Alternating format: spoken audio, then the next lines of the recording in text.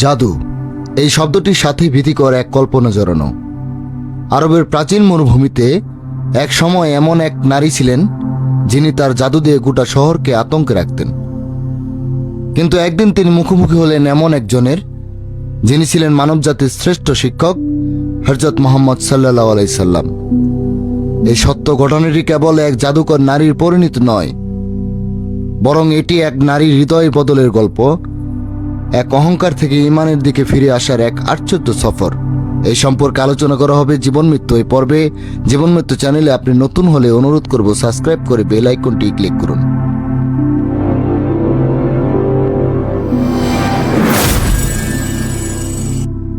আসসালামু আলাইকুম ওয়া রাহমাতুল্লাহি ওয়া বারাকাতুহু। আরবের এক শহরে বসবাস করত এক নারী, নাম লুবাইনা। কেউ আবার তাকে ডাকত জাদুকরী নামে। তার জাদুর খ্যাতি এমনই ছিল, শিশুরা তাকে ভয় পেত, যুবকরা তাকে সম্মান করত, আর বুড়োরা তার সামনে মাথা নোয়াত। তার জাদুর ফলে বহু পরিবারে অশান্তি ছড়াত, স্বামী স্ত্রীর মধ্যে হানাহানি, ভাইয়ের সঙ্গে ভাইয়ের শত্রুতা, এমনকি মানুষ পাগল হয়ে যেত তার বানানো তাবিজ পরে।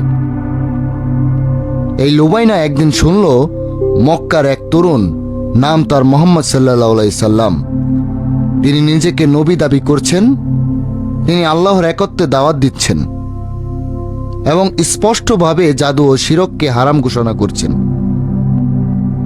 এতে লুবাইনা ক্ষিপ্ত হয়ে ওঠে। সে ঠিক করে মুহাম্মদ সাল্লাল্লাহু আলাইহি সাল্লামের উপর জাদু প্রয়োগ করবে, যেন তিনি চুপ হয়ে যান। সে এক গোপন স্থানে যে জাদুর বান পড়া এক তাবিজ তৈরি করে, সেটি এক কূপের গভীরে ফেলে দেয়। পরদিন থেকে রাসূল সাল্লাল্লাহু আলাইহি সাল্লাম কিছুটা অসুস্থ বোধ করতে থাকেন। হাদিসে বর্ণিত আছে, তিনি ভুলে যেতেন কোন কাজ তিনি করছেন আর কোনটা করেননি। এই অবস্থায় রাসূল সাল্লাল্লাহু আলাইহি সাল্লাম কিছুদিন ধৈর্য ধরেন। একদিন রাতে তিনি স্বপ্নে দুটি ফেরেশতা দেখতে পান, জিবরাইল আলাইহিস সালাম এবং মিকাইল আলাইহিস সালাম। তারা রাসূলের পাশে বসে কথা বলছিলেন।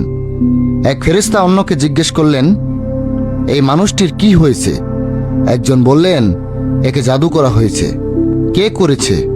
লুবাইনা নামে এক মহিলা। কোথায় রেখেছে? ফলানি কূপের নিচে একটি খেজুরের গুঁড়িতে। পরদিন সাহাবারা মিলে সেই কূপ খনন করেন। অবশেষে তারা দেখতে পান সত্যিই সেখানে একটি গুঁড়ির মাঝে মোড়ানো তাবিজ। সেটিকে উঠিয়ে এনে রাসূল সাল্লাল্লাহু আলাইহি সাল্লাম খুলে ফেলেন এবং কোরআনের আয়াত তেলাওয়াত করেন, সূরা ফালাক এবং সূরা নাস। তাবিজ খুলতে রাসূল সাল্লাল্লাহু আলাইহি সাল্লাম পুরোপুরি সুস্থ হয়ে ওঠেন। এমন স্পষ্ট আলামত দেখে সাহাবারা খুব ক্ষুব্ধ হন। তারা বলেন, ইয়া রাসূলুল্লাহ, চলুন আমরা তাকে শাস্তি দেই। কিন্তু রাসূল সাল্লাল্লাহু আলাইহি সাল্লাম বললেন, না, ইসলাম জুলুমের ধর্ম নয়।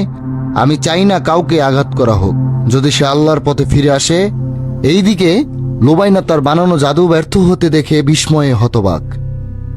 পরে সে শুনে তার বান ভেঙে গেছে এবং মুহাম্মদ সাল্লাল্লাহু আলাইহি সাল্লাম তার বিরুদ্ধে কোনো প্রতিশোধ নেননি। এই উদারতা, এই ক্ষমা দেখে তার অন্তর কেঁপে ওঠে। সে বুঝতে পারে সে একজন সত্য নবীর মুখোমুখি হয়েছে। সে চুপি চুপি রাসূল সাল্লাল্লাহু আলাইহি সাল্লামের কাছে আসে, কাঁদতে কাঁদতে বলে, আমি ভুল করেছি, আমি অন্যায় করেছি, আমাকে ক্ষমা করে দিন। রাসূল সাল্লাল্লাহু আলাইহি সাল্লাম তাকে বলেন, যে তওবা করে আল্লাহ তার গুনাহ মাফ করে দেন। লুবাইনা ইসলাম গ্রহণ করে, জাদুর পথ ছেড়ে দেয় এবং পরে সে একজন পরহেজগার নারী হিসেবে সাহাবীদের মাঝে পরিচিত হয়। এই ঘটনা আমাদের শেখায়, ক্ষমা বড় শক্তি আর আল্লাহর দয়া সীমাহীন। জাদু এক ভয়ানক অপরাধ যা আজও সমাজে ছড়িয়ে আছে, কিন্তু এই গল্প প্রমাণ করে কেউ চাইলে কুফর থেকে ঈমানের দিকে ফিরে আসতে পারে। রাসূল সাল্লাল্লাহু আলাইহি সাল্লামের জীবনের প্রতিটি ঘটনা কেবল ইতিহাস নয়, বরং জীবনের পথ দেখানোর জন্য এক একটি বাতিঘর। আসুন আমরাও এই শিক্ষা নেই, অপরাধ যত বড়ই হোক, তওবা করলে আল্লাহ ক্ষমা করে দেন। আর অন্যের উপর জুলুম নয়, বরং দয়া ও উদারতার মাধ্যমে মানুষকে আলোর পথে ডাকা, এটাই রাসূল সাল্লাল্লাহু আলাইহি সাল্লামের শিক্ষা। এই ছিল হযরত মুহাম্মদ সাল্লাল্লাহু আলাইহি সাল্লাম এবং আরবের এক জাদুকর মহিলার বাস্তব ঘটনা। যদি ভিডিওটি আপনার ভালো লেগে থাকে তাহলে লাইক দিন, কমেন্ট করুন, আর ইসলামের এই সত্য গল্পগুলো যেন আরও বেশি মানুষের কাছে পৌঁছায় শেয়ার করে দিন। আর এমনই সত্য শিক্ষণীয় ইসলামিক ভিডিও পেতে চ্যানেলটি সাবস্ক্রাইব করুন। আল্লাহ আমাদের সবাইকে হেদায়েত দান করুন। আমিন। আসসালামু আলাইকুম ওয়া রাহমাতুল্লাহি ওয়া বারাকাতুহু।